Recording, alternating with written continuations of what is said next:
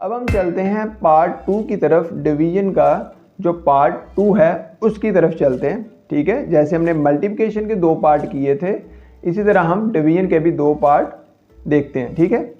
अब पार्ट 2 जो है उसमें अब साइन क्या होंगे, डिफरेंट होंगे, ठीक है। जब 2 वैल्यूज के साइन एक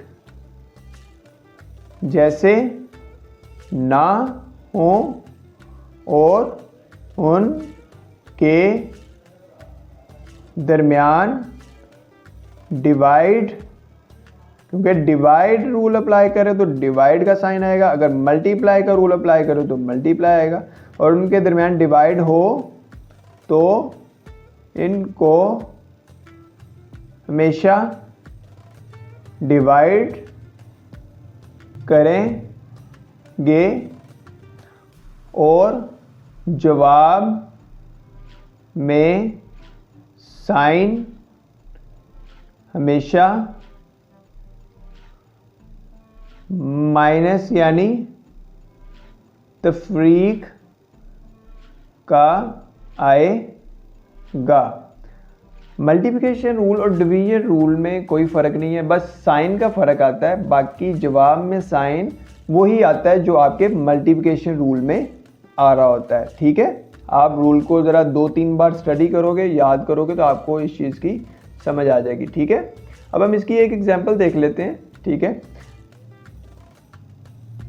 एग्जांपल,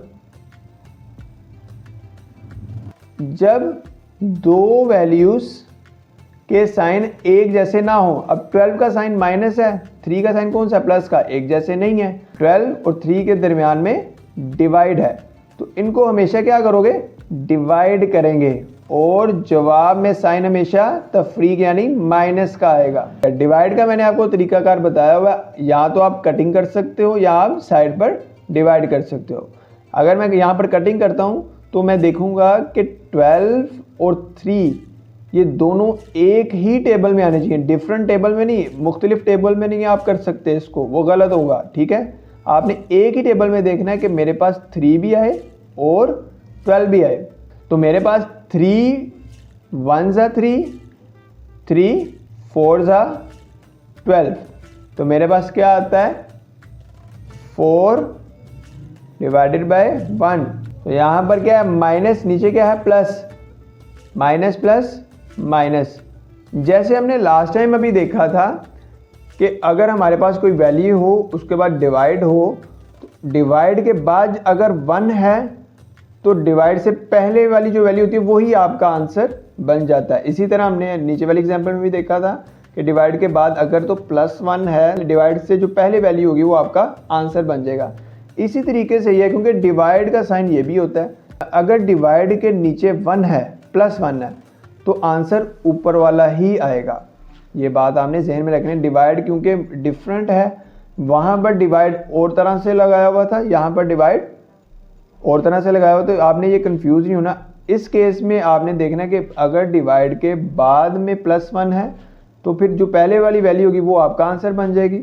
इस केस में आपने देखना है कि डिवाइड के नीचे +1 है तो फिर ऊपर वाला ही आपका आंसर बन जाएगा। तो ऊपर वाला क्या है -4, ठीक है, -4 आपका आंसर, क्योंकि ये नीचे वाला +1 था तो ऊपर क्या है -4, तो -4 आपका आंसर बन जाएगा, ठीक है। उम्मीद करता हूँ स्टूडेंट के डिवीजन रूल का आपको पार्ट 1 और पार्ट 2 आपको अच्छे से समझ आ गया होगा, ठीक है। अगर फिर भी कोई आपके जहन में कोई सवाल हो तो आप कमेंट सेक्शन में मुझसे कोई भी किसी भी किस्म का सवाल पूछ सकते हैं। मिलते हैं एक नेक्स्ट वीडियो में एक नए टॉपिक के साथ, तब तक के लिए अल्लाह हाफिज़।